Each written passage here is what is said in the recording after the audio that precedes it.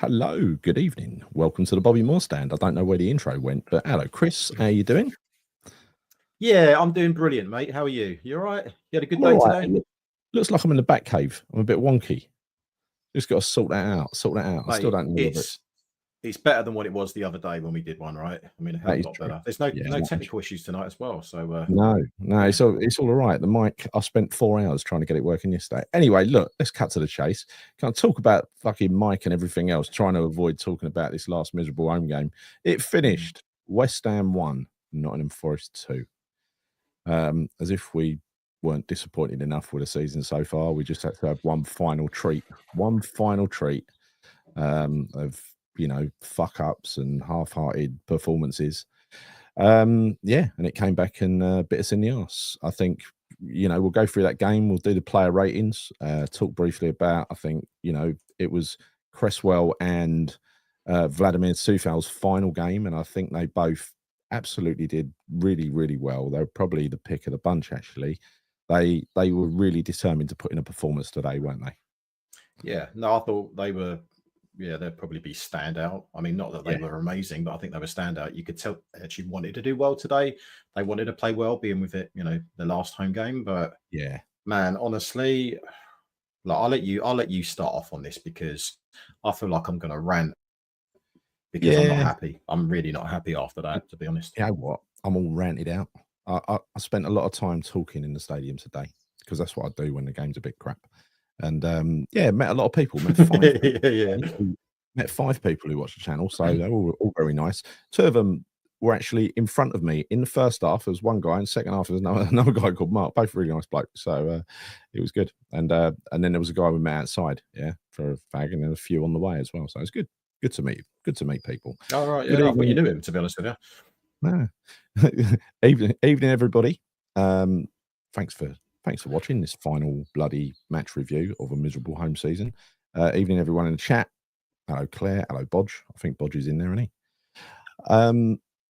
Let's do it. Let's talk about this this Boarfest. I mean, it started off a little bit. It started off well, didn't it? I mean, let's go back and talk about the formation. The formation, I must admit, I was disappointed in. Disappointed that at home to Nottingham Forest, we've struggled against this 4-2-3-1 formation. I mean, you're thinking today, Wolves, Brentford, and Palace.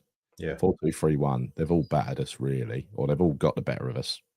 Or it's kind of played out, and Potter has consciously gone into those games, especially Palace, trying for a draw, trying to stop making mistakes. And that's what he did today. He basically started the game with 9 out of 11 defensive players when you count Ward-Prowse, Rodriguez, Wan-Bissaka, Soufal, Todibo, Cresswell, Kilman, Areola, and Soucek. They're all defensive players, right? It's 9 out of 11. That gives us Kudus and Bowen and puts a load of pressure on them. And they're only up against one of the best, most solid defenses in the league, who were absolutely drilled and on top of their game today. We had no chance of breaking them down in the first half. I think he tried. Maybe he would have succeeded, but he tried to keep it tight for the first half and then bring some subs on later. There was just one fly in the ointment, and that was Areola had a brain fart, didn't he?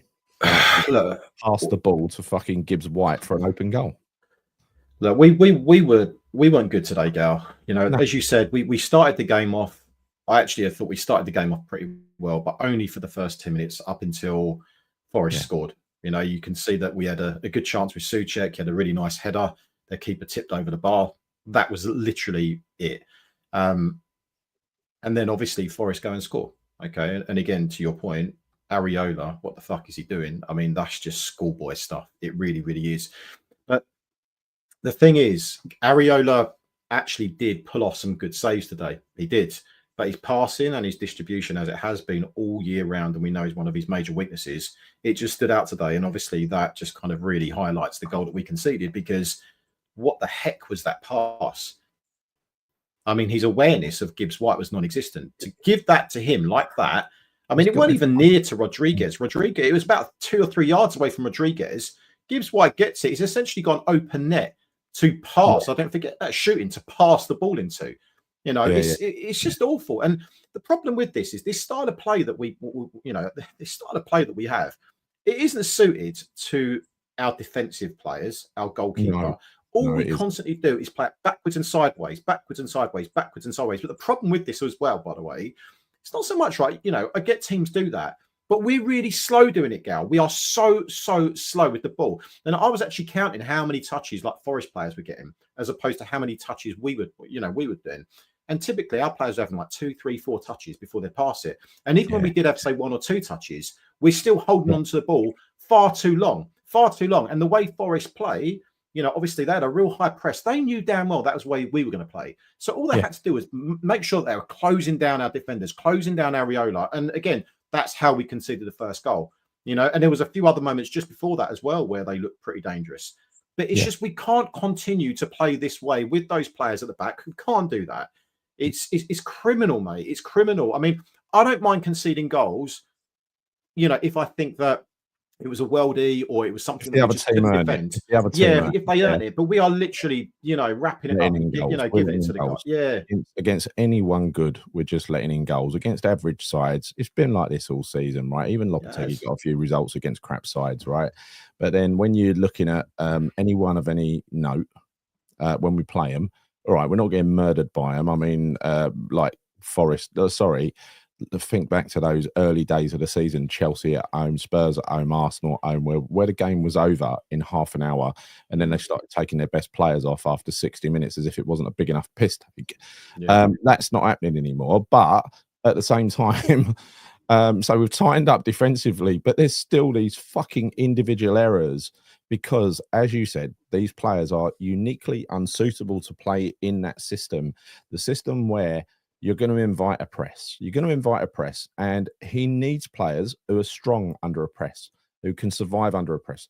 We ain't fucking got anyone, so it's kind of madness him playing against. I understand why he kept the same side because they won at Man U, but let's get it into context. Man U are not a good Man U. They're a bad Man U. They're at our level. Now you're playing a team that's going for Champions League and are capable of scoring some goals. Why do you do the same fucking thing, especially when it's failed against other 4-2-3-1 oppositions where you just, I suppose it was a different tactic in that he kind of, in theory, they're the side that don't want the possession and he kind of gave them the possession, but they used the possession really well. That was the thing we didn't plan for. And the high press was a fucking nightmare for us. I mean, we just didn't have the players to handle it. They all looked like deers in headlights. And when that ball, this is something that I listened to in a match review on the way home, was when Todibo received that ball initially, he fucking dwelt on it and eventually gave it to Areola. Areola's being close. Yeah, it's like, oh, all the time in the world. No, you haven't got all the time in the world. Move the ball quickly, get it out from under your feet to give the person you're passing to more time before they get closed down. And as it happens, it went to Areola. He's already getting closed down because the other guy dwelt on the ball. And then he's made the fucking diabolical error of not looking up and realizing that Gibbs White is standing sort of next to Guido Rodriguez, and the slowest player in the league is never going to do anything about that. So is what it is. It's inevitable, Gal. It's inevitable. If we keep playing this way, that we're going to get caught out. We will get caught out, and we've been caught out on so many occasions today. Yeah, you pointed out against Manchester United, right? So we play exactly the same lineup, arguably, as I said last time around, the slowest midfield in the Premier League when you play JWP, Rodriguez and Souček, right? That midfield should not have been playing today. It shouldn't have been, because if you look at the way Forest play, they are so much faster. They're the opposite of what we do. They're moving the ball quickly. They're making progressive forward runs off the ball. We couldn't handle their midfield in the first half, mate. We could not handle their midfield. But it's not just like the pace of the players. It's the pace of the ball, the pace in which they're moving the ball around the pitch. So much more quicker than West Ham. So much more quicker. So we're second to everything. Absolutely second to everything. If you look at that first half for me, and I'm going to dig some players out here, but it's not necessarily their fault in some cases. In some cases it's not their fault because they shouldn't be playing there. Like, for instance, Bowen for me was absolutely non-existent. I said this to you when I saw him half time. He was non-existent. You play him as a striker, he will be non-existent. Kudus just generally looked totally uninterested for pretty much the whole game. He was bloody awful. He was. I'm done with him. Obviously, you can't play JWP, Souček and Rodriguez together because there's nothing there. no dynamism, no pace. There's nothing. We can't seem to move the ball quick enough there. So that was just basically like an open fucking pitch for Forest to play the ball around. But it was embarrassing. I was watching their patterns of play, and they were taking the piss out of us at times in the first half, Gal. Honestly, they were. They're playing some really good football, like they were Barcelona, but they're not Barcelona. It's because they're playing against a very slow and lethargic West Ham team, and that's the problem. But we continue to play this way. We could play that way against Manchester United because guess what? They don't play with the same type of, kind of pace, tenacity that Forest do. They don't. They're down there, near the bottom of the league with us for a reason because they're not a good team. But we're playing the same lineup. Why are we playing that lineup when we've got Paqueta, who, by the way, I thought was good when he came on? When also Soler, he was good when he came on. Yeah. Full Krug. Why have we got better players on the bench, yet we're starting with the same team that we had against United? I just don't. It's almost like Potter's thinks, oh yeah, I've cracked the code here. We've beaten United away, so I'm going to play with the same team again. Is he off his fucking head, mate? Because it doesn't work that way. You need to adapt to certain teams. I just can't don't play that way. Exactly, and that was supposed to be his strength. This is the thing that I'm finding frustrating, right? He's the switched-on manager who's supposed to set up his team. You're not supposed to have the same team 2 weeks running with Potter, right?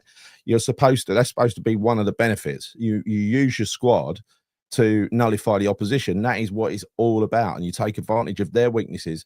I suppose at the moment he's got limited options to do that, and I don't know. I don't know. I don't want to make excuses for the guy. Has he got limited options though, Gal? No, because he hasn't. Because he brought 4 of them on in the second half, and basically ended up with a team that should have started probably. Yeah. Right. So that's bad. And then we saw Guillermo at the end, who looked like a right fucking handful, didn't he? Yeah, he did. I must admit, yeah, he did. I mean, he did more in that cameo appearance than Kudus did the whole and he had 10 minutes plus. I mean, and equally, you could say the same for Carlos Soler, who I thought did really well when he came on. He was moving the ball a lot more quicker, had a good opportunity. Every second game, Soler plays well. That was his second game. He had a bad one last week. Yeah. Yeah, no, he and again, so yeah, like I said, the same could be said for Soler, for Paqueta, and even maybe in parts for Alvarez as well, aside from when he lost his head. But whatever, I think they just looked so much more effective than the midfield three that we had in the first half. It's unbelievable, and I think concerning because if you look at that midfield, particularly the one that we brought on, so Paqueta, Soler, and Alvarez, I think possibly all 3 of them will go, mate. I think they'll go. Well, so what does that leave us with? Yeah, I know. They will go. It leaves us with Souček. I don't know what he's going to do, but he needs that. You know the kind of players that he needs in order to make this successful. One thing he cannot do is, and we've said this before, right? He will not get the time over another season and another season to turn this into an attacking team. It must be an attacking team next season from the kickoff. No fucking around, because if he doesn't do that, if we come to the London Stadium next year and we're lining up in a defensive formation to try because we're scared of fucking Crystal Palace or Brentford or fucking Forest, that is not going to be acceptable, I'm afraid. Things must change in time for our next home game, whenever that is, in 3 or 4 months' time, whenever it is, right? Things have got to change in time for there. So we've got to get this business done. Whatever it is, we've got to get this business done. He can't have any excuses. I think, this is the thing that really pisses me off. After the, let's have a listen. It's 2 minutes. In fact, no, I'm not going to put you through it. The post-match interview didn't learn. I haven't watched it yet. There's no point. I might as well watch one of the other, 15 interviews he's done this season. You only need to know one thing. You need to know one thing. And he says, we will use the summer to try and improve. No, you won't try and improve. You will fucking improve. Right? Because I'm one of the most patient people with Potter, right? There are others, but I'm one of the most patient. You are. And if it comes back next season and we're just setting up in the same fucking way, because I'm sorry, we're West Ham. I don't rate us as a smaller club than Forest or Brighton or Brentford or anyone like that. I want to see us try and put those sides to the sword at home. In fact, I want to see us put every side to the sword at home, because that's what teams do at home, especially us, right? We're questionable usually quite questionable on the road, but at home is what we do. Now we've got the reverse. We're quite effective away. We're shit at home. I mean, we've literally shit at home. He's had 2 acceptable home games. One against Fulham, where we won against, and that was a surprise, wasn't it? And then Leicester, where we rolled them over. I think other than that, it's just been dross at home. It's been the worst season. It's been the worst season I've ever experienced. And I'm honestly, okay, yeah, there's been seasons where we've been relegated, but in terms of entertainment value, it's been shockingly bad. I mean, what the hell was that? Oh, that was me. Sorry, I'm not me connected. If you just dropped one of you, Gal. Jesus Christ, mate. What was that? Monster kicking in there, mate. Sorry about that. Yeah, it might be. Yeah. I mean, look, I am patient, but I've only got so much patience. Now, I'm just gonna, issue this warning, and that is, this is to fucking Sullivan, this is to Potter, this is to everyone, right? Potter's staying. We know that. So, yeah, the West Ham alarm went off. Randy said, yeah. Yeah, the bullshit alarm after what I just read. But anyway, look, there's only so many words you can say. And Potter keeps half saying them. He half says what we want to hear. If he'd have taken the word try and he should have just said, we will use the summer to improve. That's what you got to say. Now you colour some masks, be positive, right? Now, I wouldn't usually pick up on something like this because it's quite petty, but words matter. Words matter. When you're trying to convince people that, to get on board and get behind your fucking ideas, don't use words like that when you've just put us through utter shit at home for the last God knows how many months. Come on, mate. I think I am questioning Potter, and I'm getting that way more and more progressively week on week. I know you definitely are a bit more patient than me. Want to give him a chance. Chris. It ain't gonna last. I know that, but listen, I kind of feel like at the end of the day, he will be our manager going into next season. We ain't going to make a change, so we have to so we have to get behind him, right? We have to. Yeah. No one should be turned on Potter. It ain't his fault. He's got the job, right? We know where we should divert that attention to. The fucking poison dwarf, right? Potter is the manager, right? So we have to get behind him. But I can't help but be so worried. But we can't give Potter any excuses, Chris, right? This is why Sullivan needs to do his fucking job for once in his life, get off his little fat ass and get this business done. Whatever he needs to go and fucking get it, because he ain't going to break the bank. He ain't going to be asking for 60, 80 million pound players, is he? Right? Stop saying you got no money. Stop fucking telling wet wipes to say stuff for you.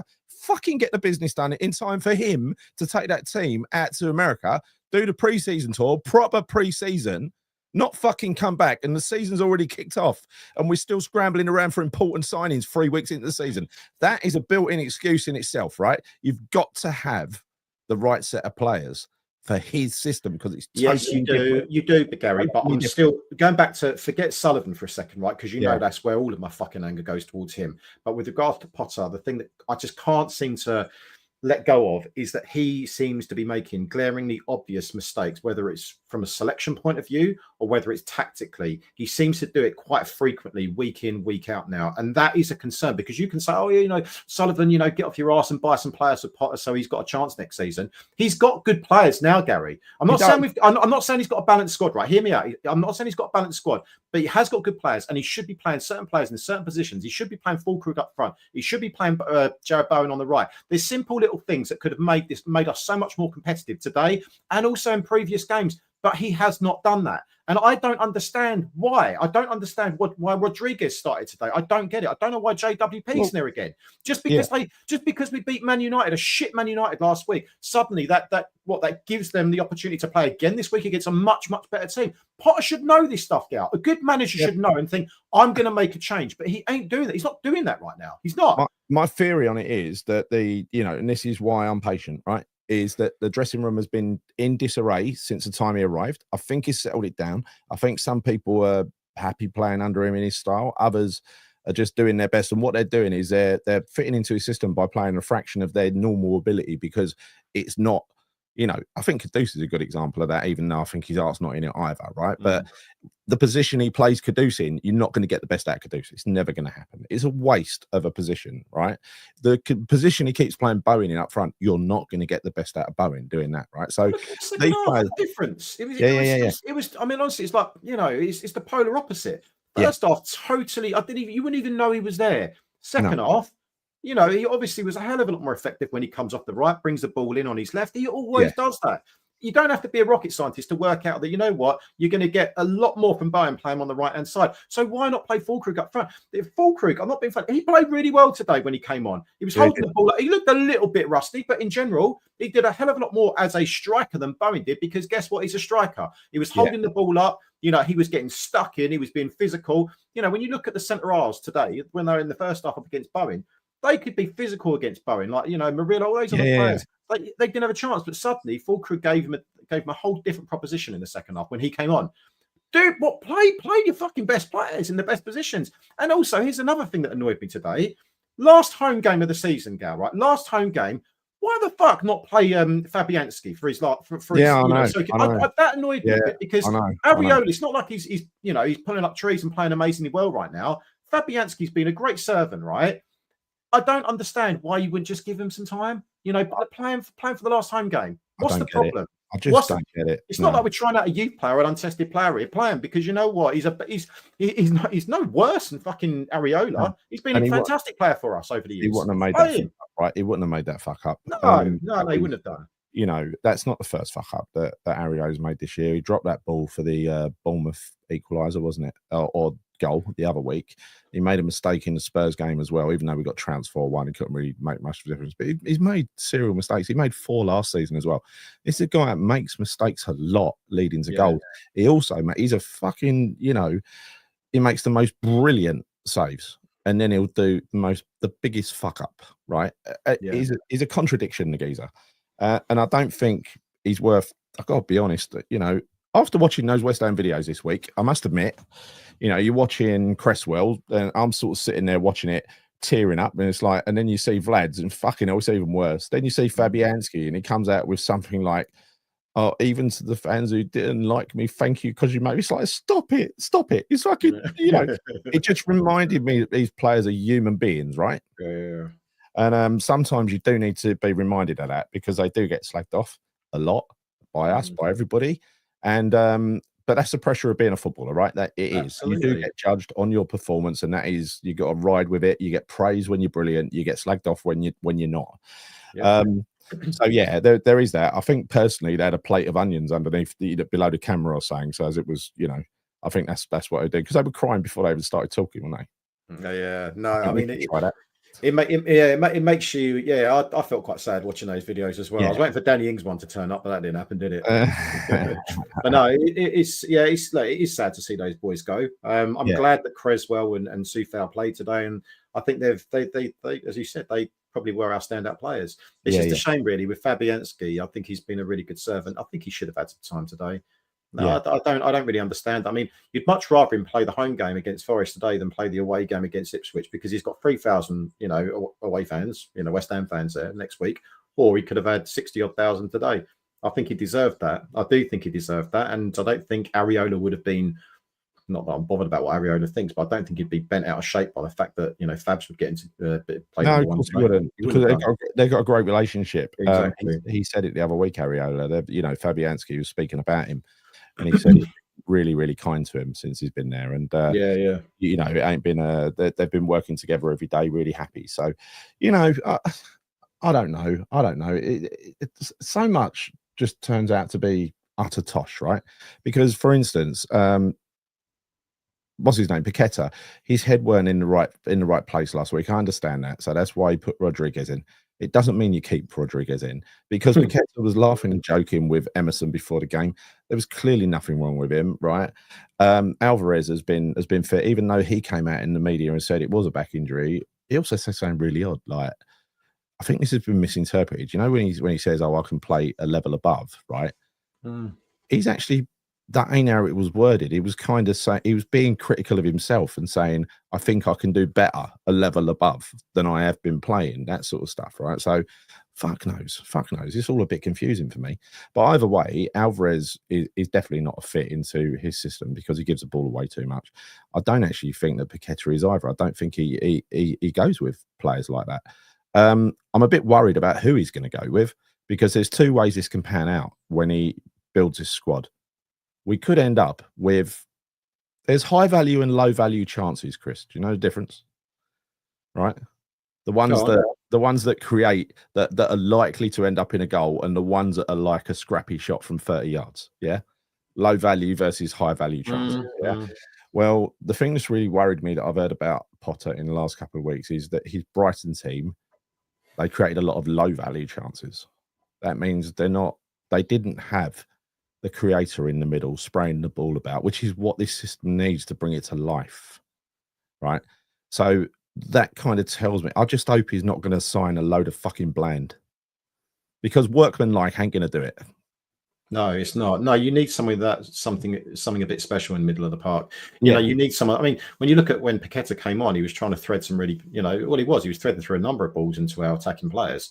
And that then suddenly it's almost as if to think, you know what, we're actually, he was creating chances. He was. I mean, look at Bowen's goal, for starters. I know the defender made a mistake, but to even attempt that ball, we weren't making those types of passes in the first half. We weren't. We had no one that was playing those progressive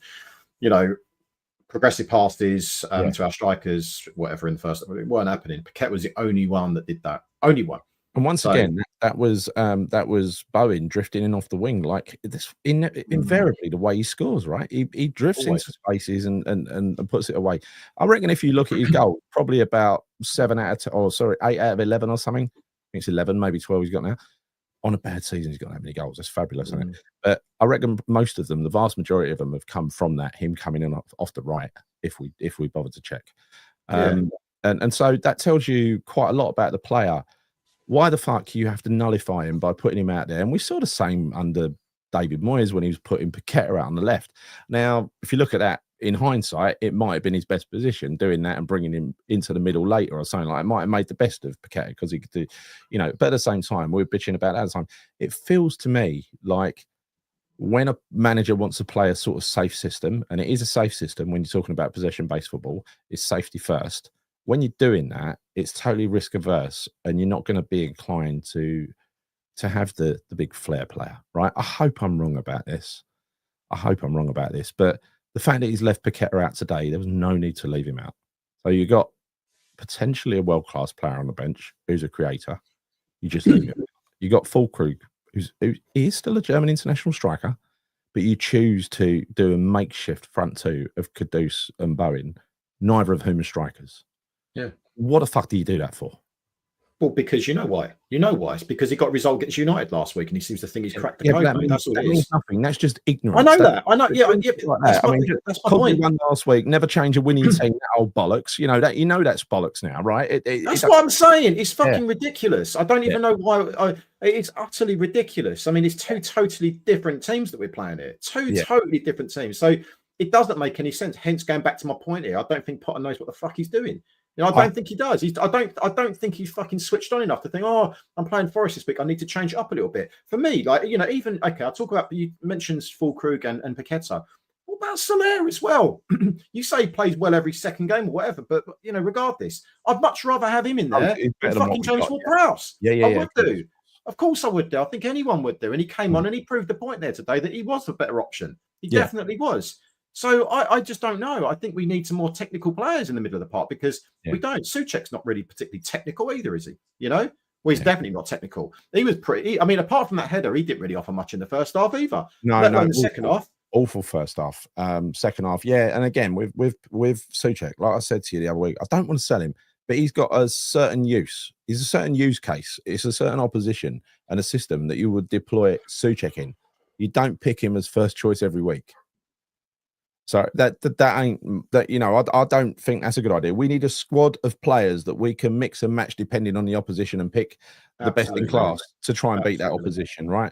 But we need a manager that understands that as well. Not just us fans saying that we need that squad. We need a manager to think, you know what, we're not going to play Souček against this team's day because it ain't going to work. Like against Forest. It just feels like, right, we've gone from manager to manager to manager to manager. Several now, but Moyes in 2 stints, and now Lopetegui, and now this one. Now, I think him and Lopetegui play completely different football, by the way. They're like chalk and cheese. You can make comparisons the same as you can with Moyes, because I think towards the end, Lopetegui kind of adapted a Moyes style system in order to limit damage a bit. I think Potter's done the same because he realises the players he's got and stuff like that. But one thing, what other football club would put up with not having a real fucking striker for about 5 years. Yeah, us. Only us. Well, we ain't been putting up with it. We've been crying out for a change for so long. You know, Antonio so wasn't long. a fucking striker, right? He sort of turned into one, but then it was at the end of his career, right? Mm-hmm. And then they rebadged him, rebranded him as a striker, didn't they? But he wasn't a striker. He wasn't a conventional striker. Again, he was a striker for certain occasions when you needed some centre halves beating up or something like that, right? Yeah. But Bowen is a right winger. He ain't a fucking striker. He ain't a left winger. He's a right winger. He's one of the best in the league, and he scores goals from there. So why would you want to fuck around with that? Give us a striker and play the fucking striker every week. You know, give us two strikers and play the right striker every week. Never play without a striker. Yeah, no, I totally agree with you. You know, I look at Crystal Palace. Okay, I look at their team right now. I look at their squad, and I had something to say about this yesterday. You know my thoughts. It really, like, I want to kind of point something out here. Massive congrats to Crystal Palace for winning that yesterday. I wanted them to win that because you know what, it's great to see an underdog win cup final, particularly against a Man City team, which, by the way, it seemed as though, particularly their fans as well, you couldn't even fucking hear a peep out of them for the whole game. Right now, Crystal Palace, for me, this is the thing that makes me feel so sick, is that they play and they'll readily admit this, a pretty shitty ground, right? They've gone out and won a major domestic trophy. They have got a squad that is arguably a better squad than we have. Okay, it's much more functional than the squad that we have right now. You look at the spine of that team that they've got, right? They've got some really good players, the likes of Adam Wharton, the likes of Eze, the likes of the geezer up front as well, Mateta. They've got some really good players there. You know, Munoz on the right, on the right wing. Right wing back side. They've got a really good squad. And here's the thing that really fucking annoys me so much is they have gone through and they've signed some good players. Like that Mateta guy.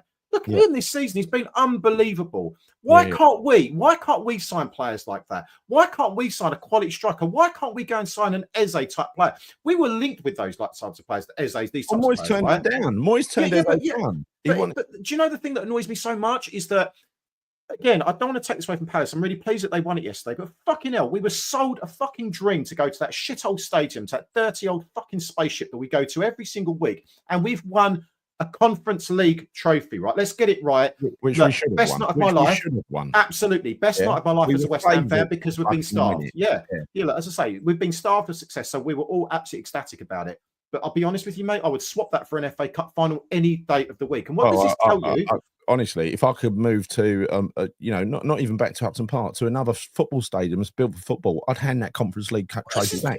Fucking great night out, but fucking hell. I mean, I had this conversation with someone recently saying, "Oh, would you trade it?" I'm like, absolutely. That's not even a fucking question for me, because we have, quite literally, everyone says it. The Forest fans were singing it today. We've sold our soul for that shithole. We've done that 100%. And what have we got to? Basically, well, nothing.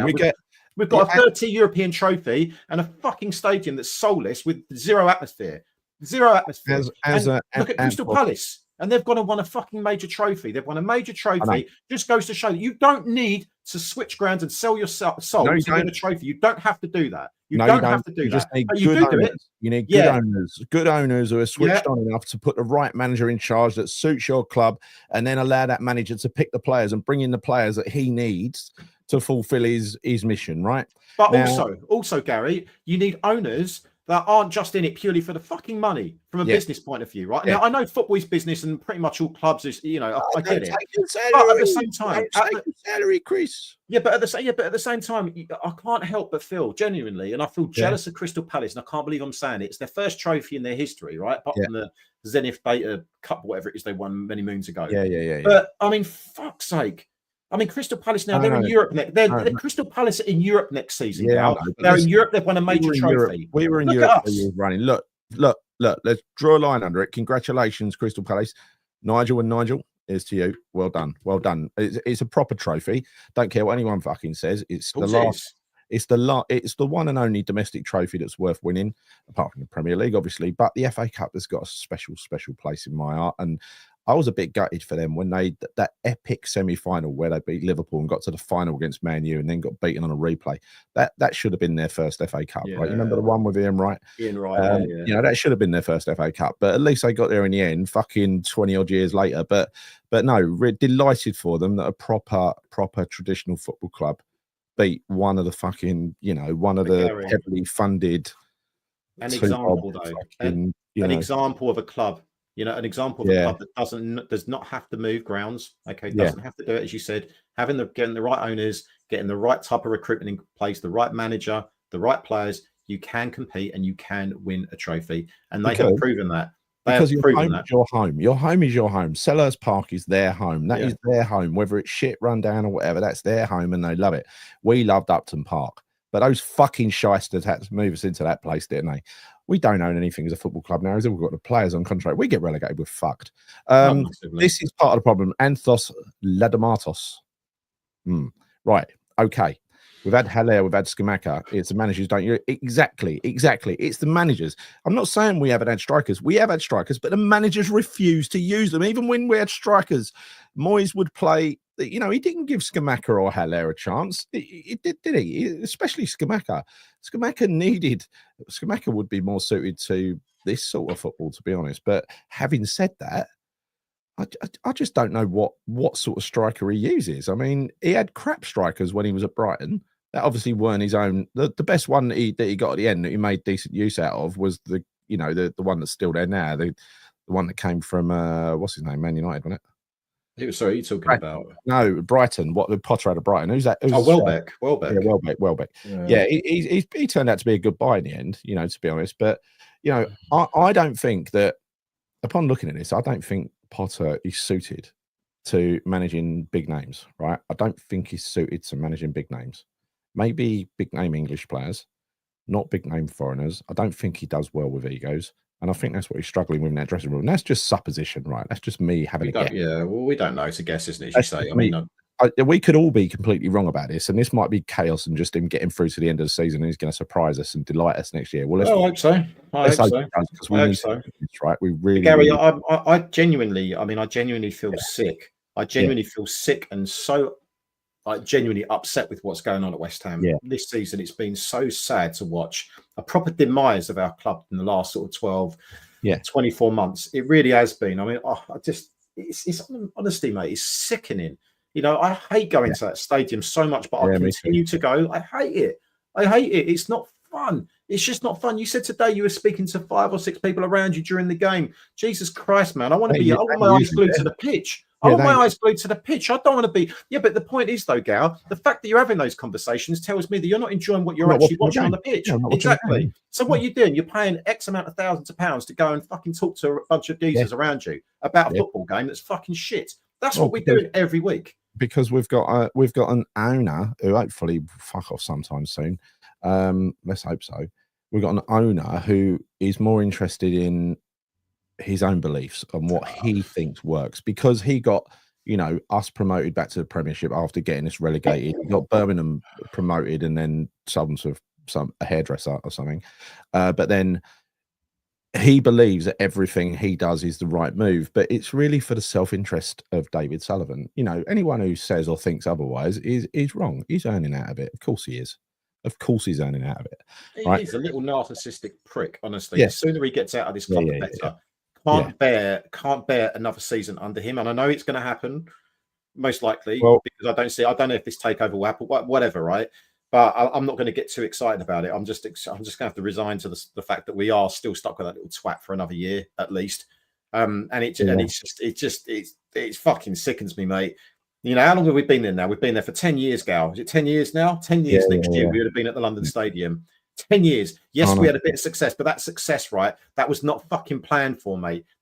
We got so lucky to have that success. We did. And we happened at opportunities to take it to the next level, the Europa League. You know, we all know what happened there against Frankfurt. We bottled it. We didn't basically sign the players that we needed to sign. We could have gone to the next level. David Sullivan, you know, coincidentally, he could have made himself a bit of a hero at West Ham if he would have stuck his hand in his pocket and bought players for that, you know, during that period of time. He could have done. Being a hero to people. Yeah, but Gal, you know look what I'm saying, Gal. Yeah, you know what I'm fucking saying, though. He could have taken West Ham, like he and the management and they could have taken us to the next level if we got recruitment right, and we actually had the intentions. We had the aspirations to want to achieve a bit more, because we could have done it. We were that close, Gal. We were on the precipice, mate. We were so fucking close. But why do you think, Chris? Why do you think, Chris, that Vlad, fine margins, mate? Fine margins. Why do you think Vlad has been at the club? I love Vlad. He's been a great servant, but he's been here 2 years too long, because they renew rather than buy. And look at Cresswell. He's been past his sell-by date for a couple of seasons. They renew rather than buy. Yeah. And they've done it for years. Cheaper They've done it option, with mate. Cheaper Antonio, option. right? A much cheaper option. They'll do a half decent job. We'll keep them in the team. We'll keep them in the Yeah. squad. Yeah, they're getting older. No, they'll do all right. Yeah, because they're good, honest pros. But you're Yeah. not bringing players in that are going to take us to the next level. You're not doing it. Or you're signing players that don't actually want to be with us. People like Kudus that's going to use us as a fucking stepping stone for another club after a season. That's what we do too much. We need to get recruitment right. I think Glenn, 15 years, I think the fans are now entitled, even though we were never entitled fan base. I think that's true in some respects. You know, like for instance, we used to appreciate hard work, like Ian Dowie, runner-up Hammer of the Year. Absolutely. Yeah, Souček gets a load of fucking stick, even though he's one of the hardest workers and delivers in the form of goals, a product which Dowie didn't, frankly. But I think what's happened in moving them is that a lot of new fans came along and a lot of people took them on their word that this was a move up a level. Now, I'm afraid that's season, fair enough, by the way. That's fair enough because we accepted that move. A lot of fans accepted that. It's give and take. That is the deal that they offered, and it don't mean one win in the last minute of a Conference League that we should have won, even though it was a great night. It doesn't mean that. It means a sustained period of qualifying from Europe out of the league, in my mind. And I mean, what have we done? We qualified out of the league during COVID. We then qualified through about 7th place or something into the Conference League. And then we won that and qualified for the Europa again. We've only qualified through the league, really, for the Europa once, right? Once under Bilic, right? When they fucking undermined him as soon as they could. As soon as they got us into that ground, they undermined him and got rid of him. You know, honestly, we're never, ever going to see the manager that we want. And this is then another reason why, look, I'm reticent. I'm a little bit, I'll just be honest about it. If I find Potter's football unsuitable next season, I will say so. I'm not going to protect the geezer because he's there to do a job like we all do a job at our, you know, in our work. He's there to do a job. And if he doesn't do that job well, he's going to get judged. It's football after all. High profile, well paid. That's the downside. But I don't believe that anyone he brings in will be any fucking better. Well, no, because we're lacking options right now, and I wonder who else would want to come in anyway. It'll be another free. Exactly. He won't fucking put his hand in his pocket for anyone because he thinks the manager. He wants the manager to be, how can I say, on his uppers when he hires him. So he's a yes man. He's grateful for being there, right? And then he can manipulate the fuck out of him, manipulate the fuck out of Moyes. By the way, right, with regards to that last comment about West Ham fans, maybe some of them are a little bit entitled now. I kind of get where you're coming from, but also I would also say that I don't think it's a sense of entitlement. I think it's a sense of the fact that we got to a certain level, we got to a stage, and it could have been so much more. You know, I'm not entitled at all. I've won sod all in my 45 years on this planet, right? Apart from one trophy, that's the Europa Conference League. I was born the last time we won the domestic trophy in 80, right? Yeah. So I'm not entitled at all. I'm angry because as a football club, we've been crying out for a bit of success, but I'm happy as long as we go out there and we give it 100% every week. That's all I expect from West Ham teams. That's all I've ever expected from West Ham teams. But when you're so close to an element of success, like when you're so close to getting sustained European football year on year, when you're so close to winning the Europa League, when you're so close to qualifying for a Champions League, why shouldn't we be a bit aggrieved by that? Because we've got these stupid, shitty owners that are banging on about, oh, you know what? You moved to this stadium. We're going to bring you all of this. We're going to give you that.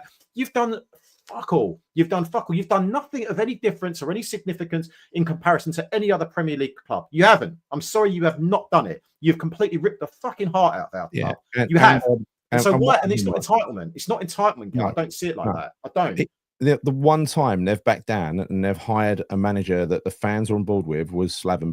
And Sullivan, he spent a fucking pittance in that summer because he had his spies out there. He knew he had brought in. Who knew about Pyatt? I didn't. He suddenly brings these players in and puts together the most beautiful team, most enjoyable team to watch that we've seen in fucking donkey's years. We go to the London Stadium and it's like, right, you've had your fun. We're going to fucking sack this manager now, even though we're not going to get us relegated. And we're going to bring in someone who just plays football the way we believe it should be, which is risk averse. The whole thing behind hiring this kind of manager is to make sure you stay up. Don't be too exciting. Make sure you stay up. I don't care how boring. You know, look what happened with what was his name? The someone will correct me in a minute in the chat, right? But they got a manager who was for Birmingham. The guy they took on Terry Wesley. I can't remember. Anyway, right?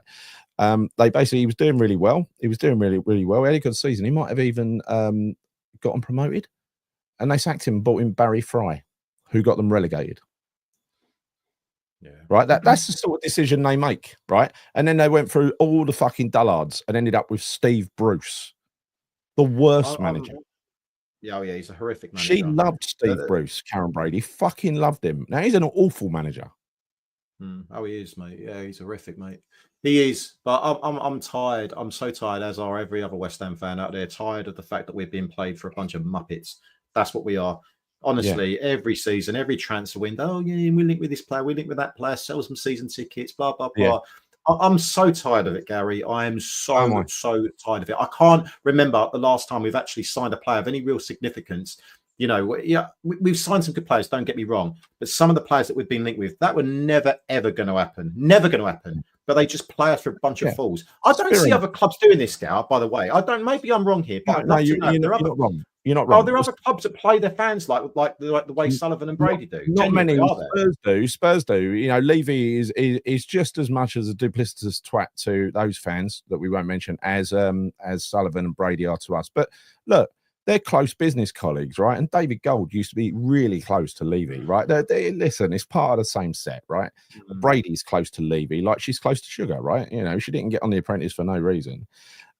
She's always had stuff handed to her. Right, she's never literally developed anything herself. But hey, there you go.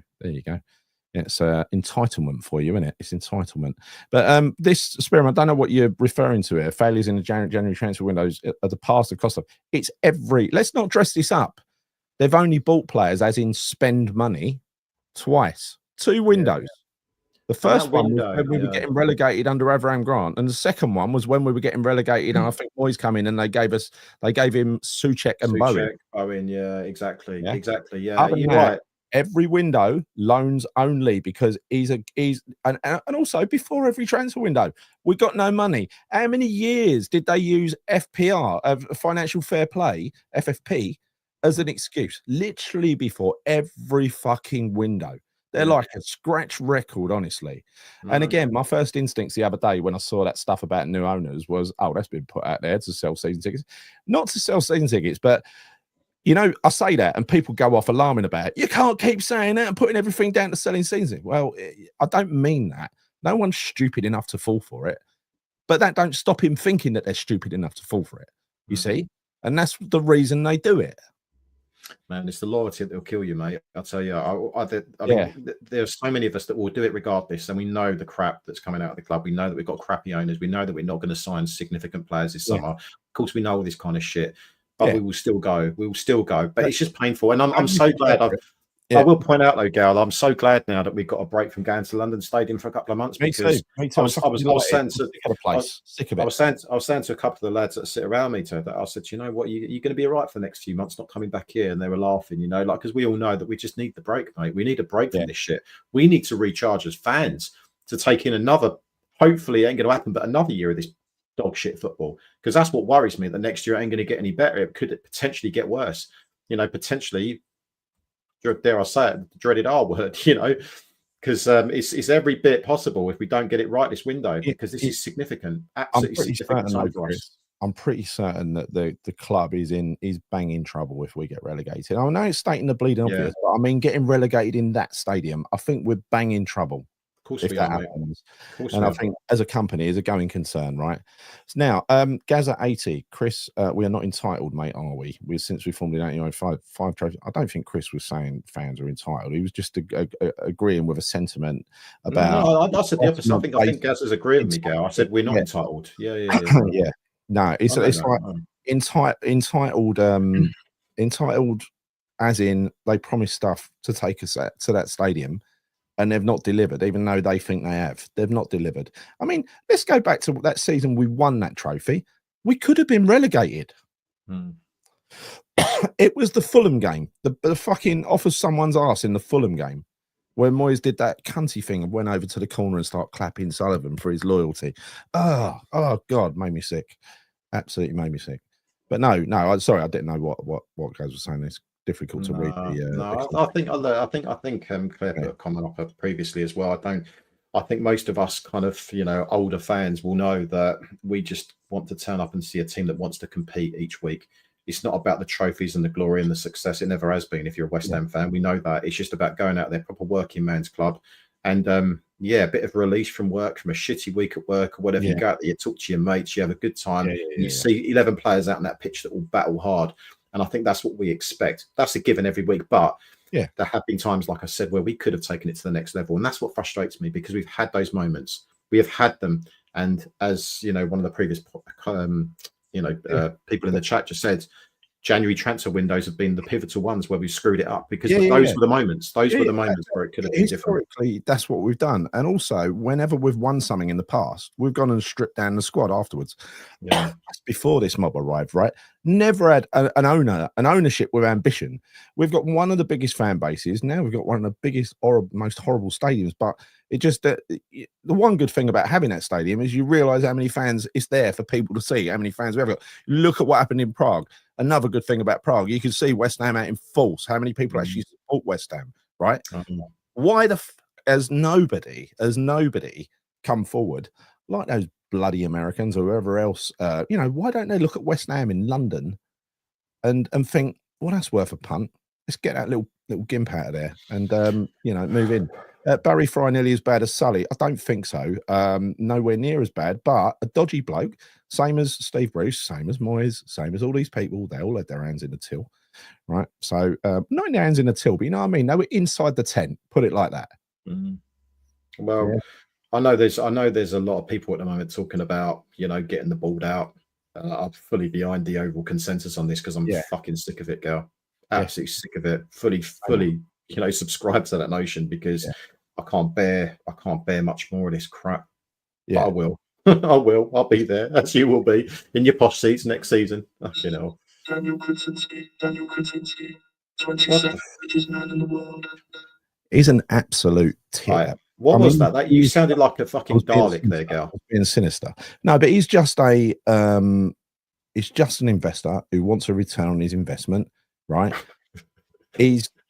I think he's prepared to play the long game on this and just hold for it and let people do what they're going to do. The one time he'll start panicking is when he looks like he's going to lose some of that investment, like if we're going to get relegated. But at the same time, too little too late, mate. Yeah, maybe, but he's also looking at the bigger picture, the property play that we've said all before. So us being relegated, he's still got... I don't care, right? Because to me, that is a benefit of someone coming in. It's a property fucking deal, right? Because it means we ain't going to stay there. Yeah. God knows where we move to, but you know what I mean? Oh, I can't even think about this stuff, mate. I can't. I just feel like let's talk about the good bit of the game, Chris. Let's talk about the good bit of the game. What was that? What was the good bit? Well, look, we equalised, and then those players, those 4 players that came on, then the 5th player that came on, for the final 20 minutes. I mean, the referee was, and the referee's not to blame for what happened, but the VAR decision taking 6 minutes, when to all intents and purposes, that looks offside to me, right? The picture they showed in the ground was offside to me. Apparently, the reason they gave it was because the defender whose back it went in off was onside, but the other guy whose leg was sticking out clearly in what they showed in the ground in an offside position. Yeah, even though he was in the direct flight of the ball that went to thing, it took him 6 minutes to decide that he weren't interfering with play. Yeah, I know. It's unbelievable, mate, isn't it? It's unbelievable that it took that long. I don't know how it happens. I don't know how it happens. I think, is it a goal? I've not even watched it back, Gal. I watched it on the screens, and I was trying to read. I was trying to read what the VAR screens said, and it said something along the lines of there was also some communication problems or something. Didn't it? It said that as well. No, nonsense. It's not a goal. It's not a goal. It's just utter nonsense. And then the referee just lost control, didn't he? Completely went to pieces. Started doing arrogant things like walking across the touchline really slowly to book two of the Forest staff. Walking down to the other end to retrieve the ball. What was that about? What was that about? I couldn't believe that. I could not believe what I was seeing. Vengeful because of the songs that were being sung in the ground, because you're just a cunt with a whistle was my favourite. Well, not fit to referee, mate. He was awful. I mean, I've seen some bad performances from referees this season, and forget this season in my lifetime. The worst that is up ever. there. That is up there. That is ever. I mean, consistently. I mean, it was even 106 minutes, right? It was supposed to be 11 minutes of added on time. 106 minutes because of his pissing around. Yeah. He did not know what he was doing. The players nearly had a brawl at the end, didn't they? It was like he wasted 3 minutes on his own. He wasted 3 minutes of his own in extra time. Right? He wasted that when he was, as you said, when he walked. Why was he walking across the pitch like that? Yeah, jog, mate. He jogged back. He jogged back. I couldn't believe what I was seeing. Well, was barely a jog, mate. It was like yeah. I was like, what are you doing? What are you doing? I mean, there's a flipping Forest player just sitting there with the ball. Just right, pass me the ball, you muppet. Pass the ball. Let's get playing again. But that literally, how much actual stoppage time did we have? When you take out all the faffing around with the referee, probably about 4 minutes, 5 minutes. Yeah, you could count on one hand, but it should have been what, 11 minutes? Was it 10 or 11 minutes? It should have been 11 minutes. Yeah. He let them just fall over at will, and they were falling over because you're going to do it, right? You're going to run the clock down. You need to win. You're going to don't blame Forest for it. I don't blame them for it. But I tell you, one player though today that really got on my tits was that Nico Williams. Fuck me, that geezer was on the floor more than he was on his feet. I couldn't believe it. Like he was. Like, you know, I quite often moan about Saka. He's always on the floor. This geezer today, he was on the floor all the time, crying like a little baby. Like, it was really winding me up. I couldn't believe what I'm seeing. I think Bowen cleaned him out at one point near a corner flag. Did you see that one when he came sliding in and he went up in the air? Yeah. Good God, honestly, they're a bunch of cheating little gitzo as well. I'll tell you that much. We've got Avram Grant in chat. Avram, I reckon the board will sell up if we got relegated. Well, you know, Avram, unlike when you got us relegated, right? Definitely Avram Grant, right? Unlike this is going to be a very different club if we get relegated. The arse will fall out of it. We are so dependent on that Premier League money. It's going to be tough. You know what happened last time? They employed Sam Allardyce, spent a load of money, got us promoted, right? Because they had to, because it was their fuck up, right? This time, I don't think they're going to have that money to invest. It's not going to work the same. And it's very tough getting out of that league. Very tough. Yeah, I don't even want to think about that, mate. I can't even think about relegation. Yeah, well, I'll tell you what, I mean, if it doesn't, and I mean this, I absolutely mean it. I know you think I don't mean it, but I didn't want to go today, right? But I ended up really, because we won last week, getting convinced to go along, even though it's another fucking home game. I just sort of knew we were going to lose, right? Glory hunter, mate. Glory hunter. You saw the win last week, and you expect another win this week, weren't you? That's what it is. Well, I was expecting, you know, I started to see those videos in the week and things like that, and I started to feel guilty, right? But honestly, this is the third consecutive season, apart from the European games. It's the third consecutive season where it has been utter dross over there. And I've hated being at that stadium. That's why I'm moving to new seats. It's nothing to do. I'm keeping my Bobby Mostan seat, but that's why I'm getting different seats next year, because I hope it's still got something for me. I don't know whether it has or not, right? Because at the moment, the spark's gone. Yeah, it's because you want to get a better view of the shit that you've been seeing, just to realise how shit it really is. Well, yeah, I do think for me, with my bad eyes, I don't think I get necessarily, you know, a representative view entirely. I get more of a representative view when I'm looking at the side of what's going on. Yeah, you do. You know, of course you do, mate. Everything else behind the goal, especially down the other end. I couldn't have a bloody clue what was going on. I was having to go at Bowen for not running when he had his boot was off earlier. Yeah, no, because I know sometimes when we talk at half time and you say things, and I'm like, Gary, we're watching the same game here, but I think it's because of the view, isn't it? It's the view. I mean, it's hard for me. I was watching the highlights back just earlier on. It made me laugh because there's one shot where I think it was Fulkrug when he had that header at the end, and it's a bloody good header, good save by the keeper. It was. Yeah, and you can see me there. You can see me there, but my head is like literally behind the fucking crossbar. That's my view. So I know that's the view that I have most of the time. I've got that bloody crossbar in my vision. So it's hard to see there sometimes. I'll tell you particularly what, on the other side of the pitch. Of us left in the ground when he hit the bar there, we would have gone mad, wouldn't we, if that had gone in? It was the way he leapt, he was like a foot above the defender. That's a header. That's a proper header. He wanted it. He wanted that. You know, you saw that ball coming in and he wanted to make a connection with that. It's more than we said for a lot of the other. Yeah, mate, honestly. He should be starting, you know, next week against Ipswich. No question. No question. Yeah, I didn't buy extra seats, give Sullivan more money on transfers. I mean, you know, I didn't. I've done it purely as a selfish move to try and see if I still enjoy going to football. Really, that's really it. Because at the moment, I don't feel like I do.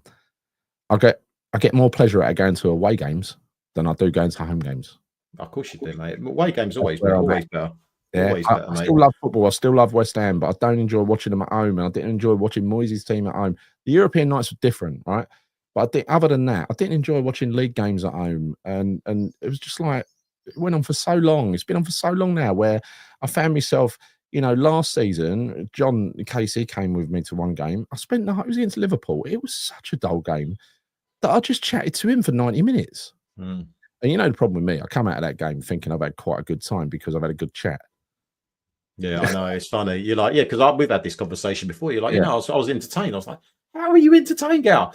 Yeah, I was saying this to Fred after when I was sitting back in my seat. I was like, surprised Gary said he was not enjoying it. I can't remember what you actually said. But it's like, yeah, no, it was all right. I was like, gee, I was thinking to myself, is it because Gary's so used to this now? He's actually just one moment of like, maybe it was Suchek's header that got you excited. I don't know. Maybe that's what it was. And I was like, you think I'm winding you up sometimes, but I actually just come out and I just transmit the way I feel. And I actually felt all right at half time because I'd had quite a good time in the first half. Not watching football, but I had quite a good time. That's what confused me. I was like, what was it? You're right, Gal. I come out and I was pissed at half time. I was not happy. And then I see you and you're like, yeah, I was pretty good. I'm like, what? No, it weren't. But now I know you were talking to people around you, so I can get it. Yeah. More room for tourists who love it. Yeah, absolutely. Well, a lot of people are not renewing, right? And I don't blame them. I'm not going to. Yeah, I don't blame them either. I really don't. If you've stuck with that ground since the time we moved in, and now you've decided I ain't going to go anymore, I mean, you're well within your rights to come to that conclusion. No one should criticize you for it, right? Because you've stuck with it. You give it a go. Yeah. Well, it's that kind of that definition of madness, right? Continuing to do something that you literally have no satisfaction in doing, and expecting a different outcome. Yeah, exactly. And that's kind of what we're doing. That is kind of what we're doing. So I totally understand people not renewing. I renewed. I'm a crackhead, mate, for West Ham. That's what it is. Yeah, that's really what it comes down to. John's in the chat. I remember that well. Yeah, I know. It was a really dull game, wasn't it, John? Really, really dull. But we had a good chat. Yeah. Gary, it's true. Why would a player give 100% when he's already been given the big money contract at a mid-tier club? What's he got to work towards? Well, pride, sporting achievement, because winning a game of football, scoring a goal in the Premier League, this is where the upper echelon of players. If you ever watch that Beckham documentary and you realise even when he was on the tail end of his career, I got a newfound appreciation for Beckham, right? Even when he was on the tail end of his career and not that good anymore, the guy trained like a demon and gave everything he had. And for every club he ever played for. And it's this thing of constantly having to prove yourself, right? Which is what good players have got. They feel the need to do that, whereas the others, not so much. And, but that's the difference between a good player who produces every week and a player who produces every third game. Yeah, totally agree with you. And sadly, I think, as we said so many times, I don't want to keep repeating this, but it's the money. It's the money that's ruined the game and the attitude of players towards actually playing the game. You will get some players that are actually consummate professionals. Dare I say it, people like Frankie Lampard, he was a consummate professional. People like David Beckham, those types of players they were. Steven Gerrard, it wasn't just about the money, it was about winning. They had that winning mentality. People like Roy Keane. There aren't too many characters like that nowadays, sadly. There isn't. It's all about individual successes, individual glory, money. It's all ruled by that, and it's such a shame to see. Individual image rights, when that started coming in, it probably put an end to it. When they gave the players all the power, it put an end to it. Again, where would we have been had we not got Champions League? Nowhere. I'll tell you why, Randy, because the cups, they do not care about cups, right? They proved that by holding on to Moyes during that final terrible season. No, that season we won the Conference League. They should have got rid of him. We didn't win that cup because David Moyes was there. It wasn't exactly a tactical masterclass, was it? Right? We would have won it with any other decent manager as well. We had the players, right? Yeah. And we were the favourites to win that trophy. So it should have been an inherent demand of anyone they hired. It should have been, right, win it. But they weren't interested in that. They were interested in staying up. And the reason they kept on older Moyes, in Sullivan's words, was, if I was going to go out and hire someone to keep us up, it would be David Moyes. Yeah? So they are only interested in the Premier League. Don't ever think that we would qualify for the Champions League and start investing big money in lots of lovely players, because we wouldn't. Look at what happened when Slaven Bilic qualified for the Champions League. We got rejects. We got Zaza. We got Faguli. We got some real Torre, Harvard Nordvite, Jonathan Caleri. I mean, wow, what a bunch! Better buy, for our players, and that was a definite. Payet's looking around him, saying, "Oh, so I've got to play next to Zaza now, have I?" Yeah, You know, I've got to be no wonder he wanted out. Nordvite. I've got Nordvite just protecting me just behind. Yeah, it's joke. I'll tell you what Potter can do. What Potter can do is to install professionalism and hire players with the right attitude and hire the right pieces that can deliver what he wants to deliver, whatever that is. Right?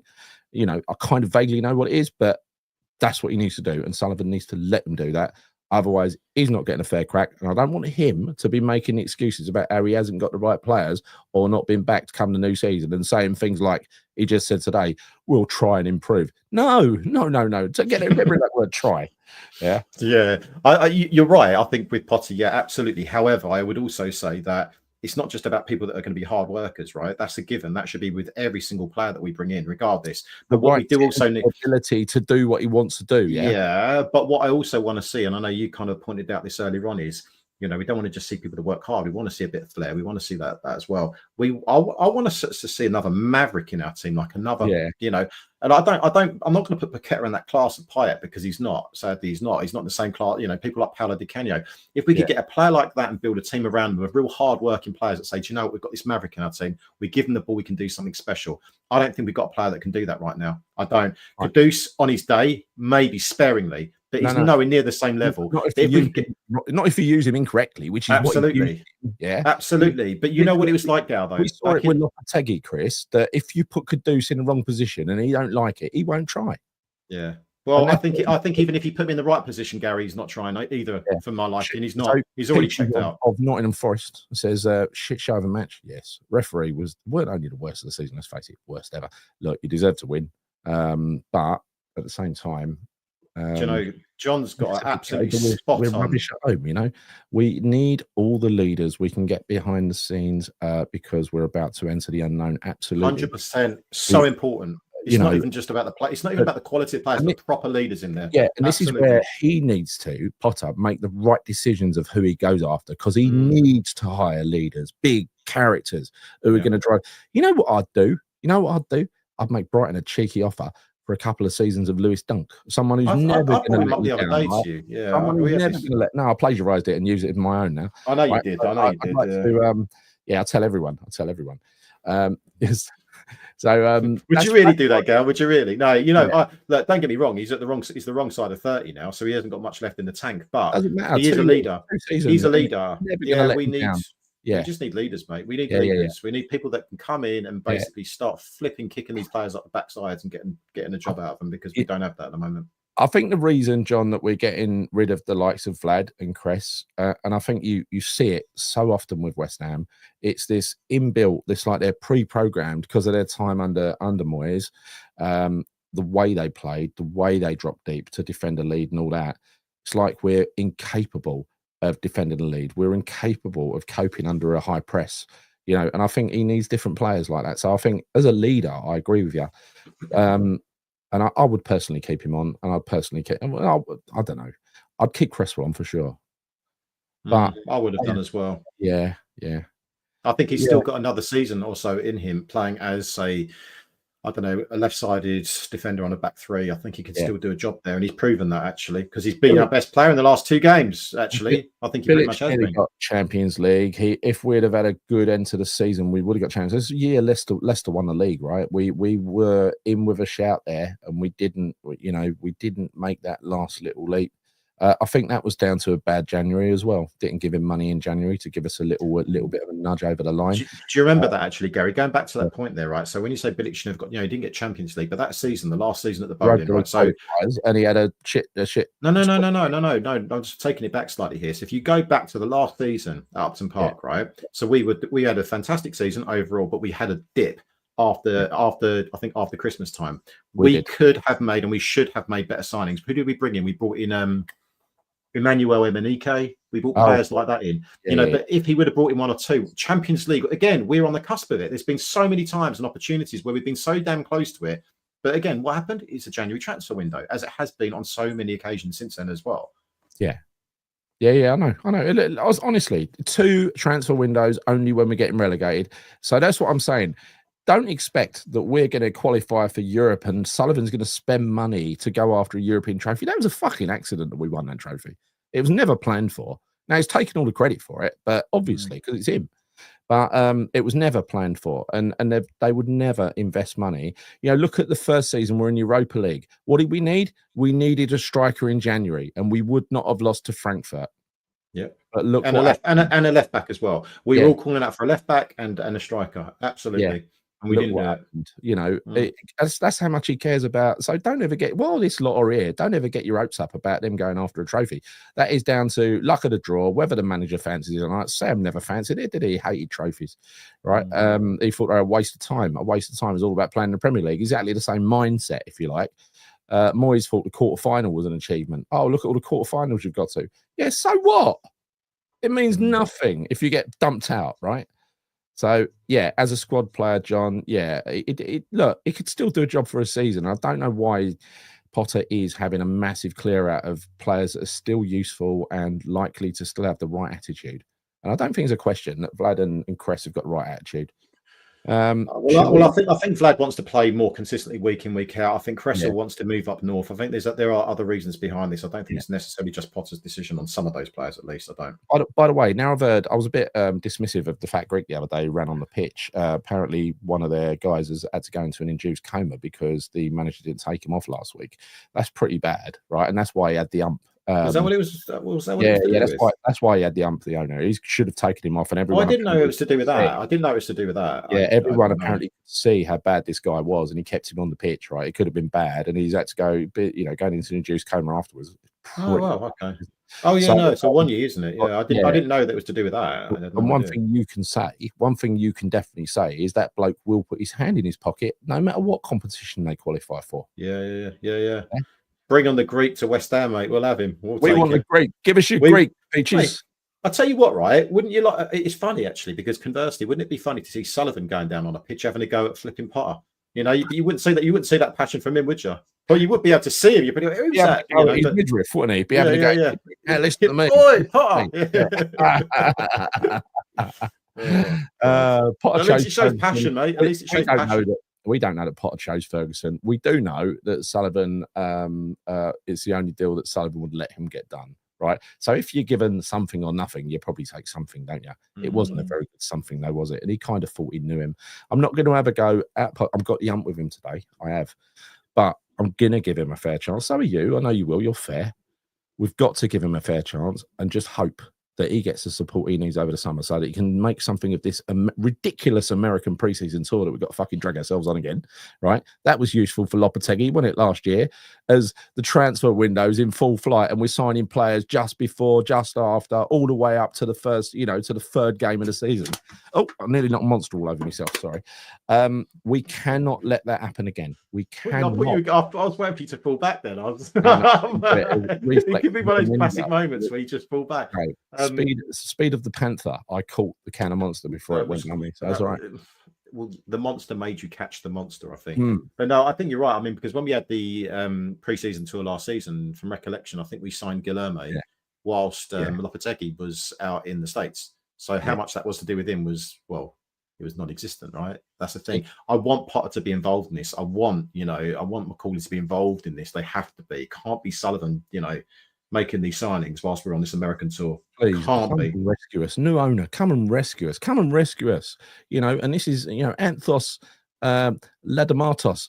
So he's obviously it's a fake name, obviously, but if it might be Greek, just like the Fat Greek down at Forest. Get onto your cousin up at Forest. Get him down here. Get him down to West Ham. You want. How do you know that's a fake name? I don't know. It could be, could not. I might just. Sorry if it's real. So Guilherme looked, I'll tell you what, he's built himself up a bit. He looks like a bit of a specimen now, doesn't he? I wouldn't go that far, Gal. I wouldn't go that far. He played, mate. That ball he played inside to Paqueta. This is how slow I am, right? He's played the ball. It was like half a pitch's width, wasn't it? It was inside. And then Paqueta, with a blink of an eye, has played a return pass. Fucking where Guilherme come from? He's on the end of it. It's like there was a lovely move. There was a lovely move between I think it was Guilherme, Paqueta, and Fulkrug. And I believe that Guilherme did have a very good game today when he came on. Absolutely. I'm not going to say he's a specimen now. He still looked physical. I was there. No, I think physically he still looks the same as what he has been, like for the last number of months that we've seen him. But I do think that I can see him adapt them a little bit more to the game. So for me, I think it's a no-brainer. Just fucking dump Kudus and play him instead, because he seems to want to prove himself. 100%. But again, this is what I'm saying is I don't think Potter. I think he's trying to keep that.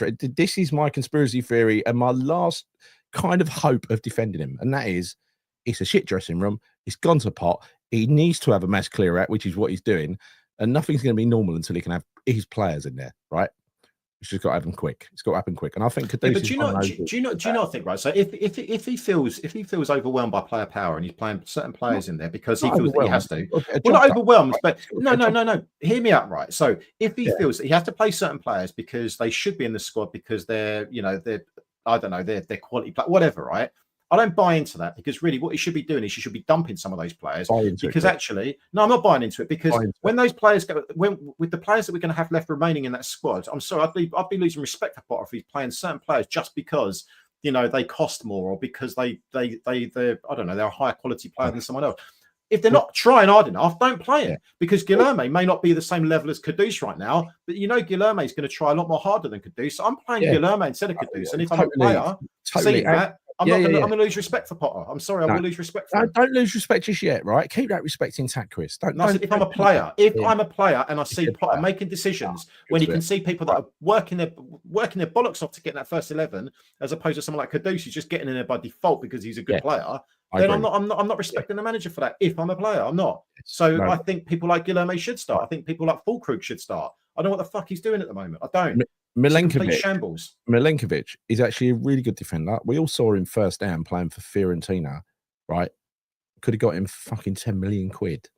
Oh, coulda, woulda, shoulda, mate. That's the problem. No, but I'm just saying, we had the privilege of watching that annoying twat, and he really is. He's a real dirty, bloody-minded git. He would have been perfect for us, but Forest went in and got him. We watched him.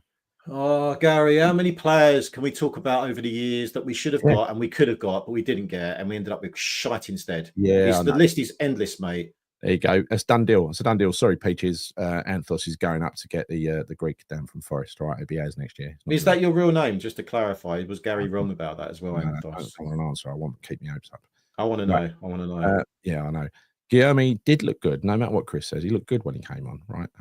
Shut up, mate. Don't wind me up. Don't even wind me up. What are you doing? Stop it now.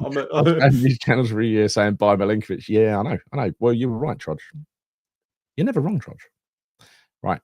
But you were right about him for sure. If you beat Chelsea, yeah, well, look, that's up. At least it's up for grabs. It's in their own hands, right? If they beat Chelsea, is it in their own hands? I don't know. I've got to look. What? So it's what in whose own? Can they get into Champions League if they win the last game, or are they dependent on other results? I think they're dependent on other results, aren't they? Breaking news: JWP signed a new 4-year deal.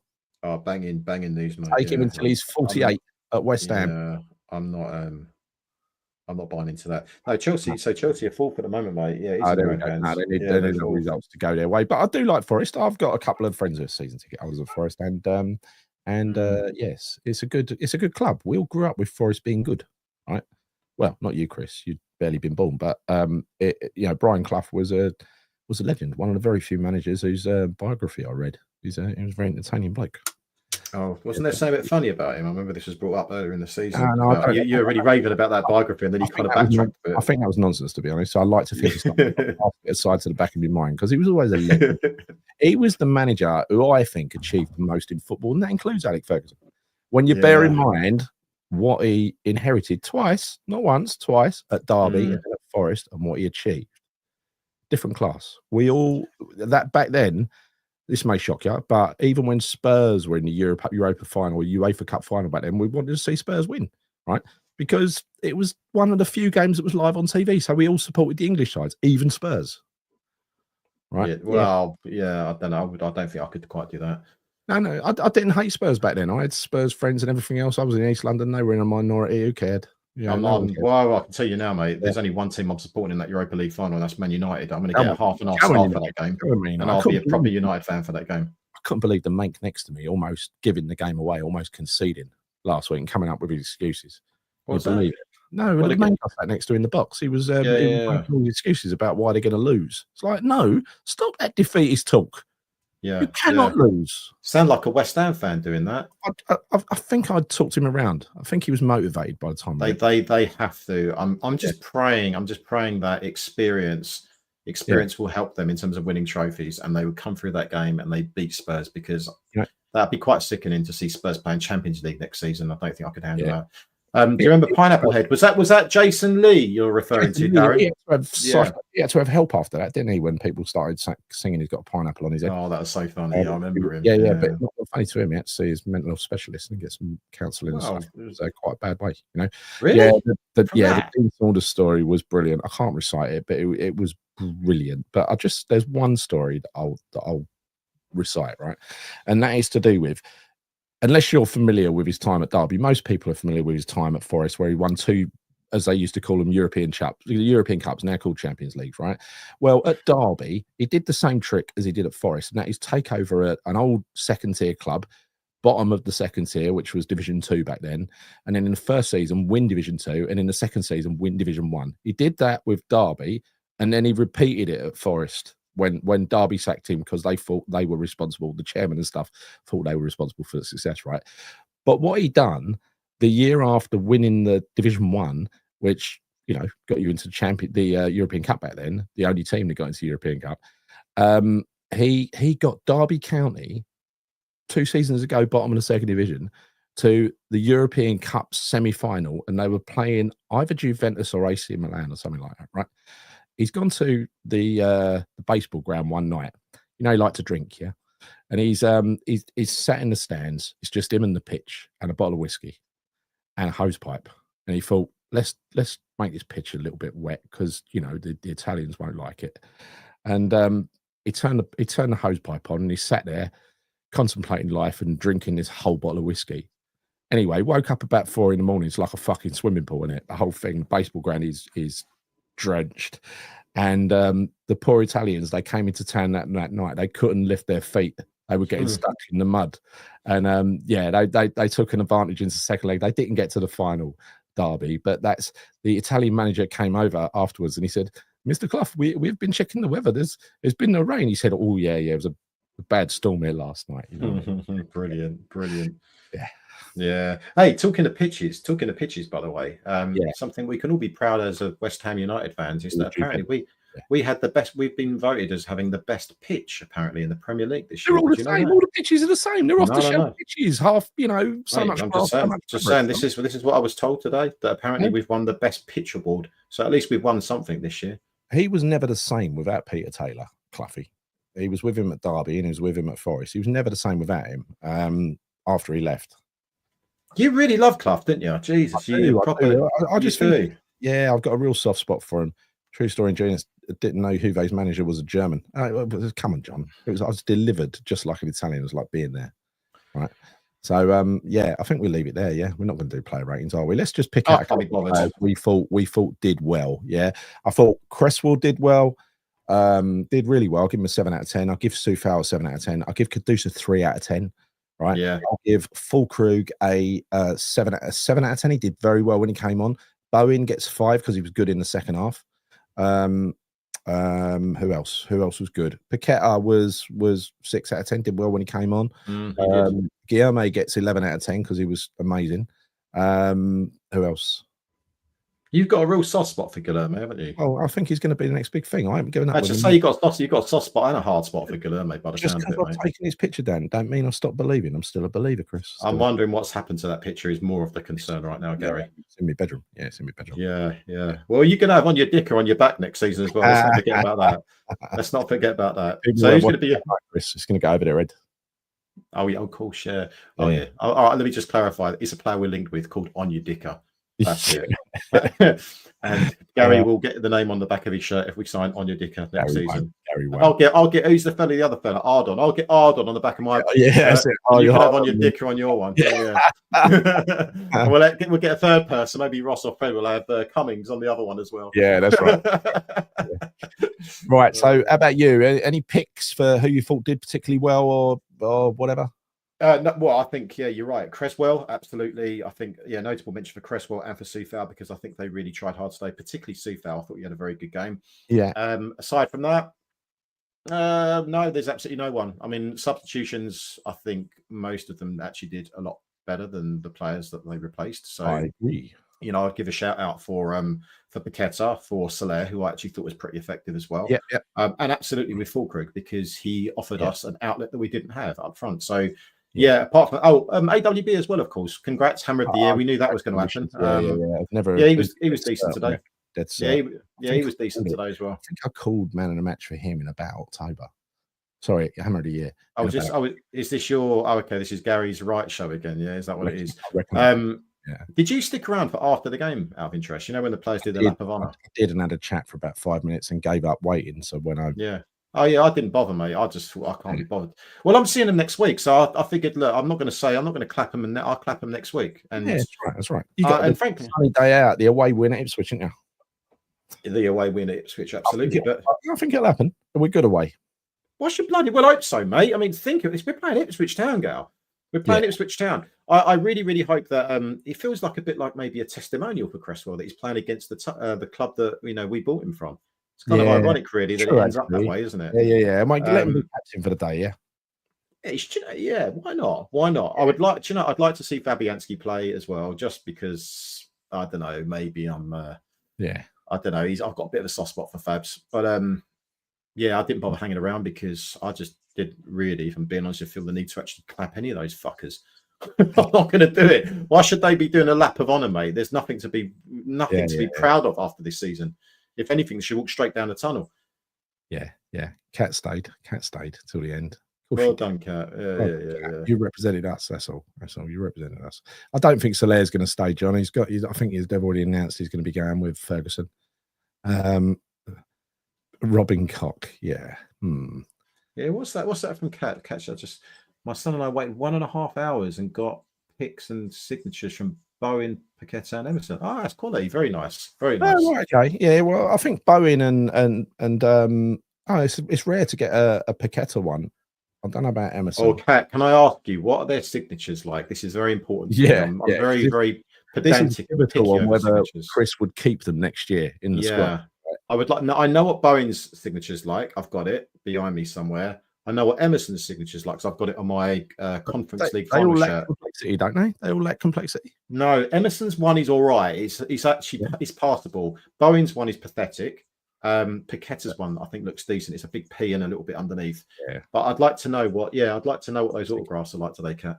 To get 12 goals, Ruben, in a season like we've just had is nothing short of outstanding. The same with Souček getting 9. But in addition to that, I think he's got 5 assists. Between them two, they've scored or assisted most of our goals because Souček has got about 3 or 4 assists as well, right? Yeah, for sure. Yeah, no, he has.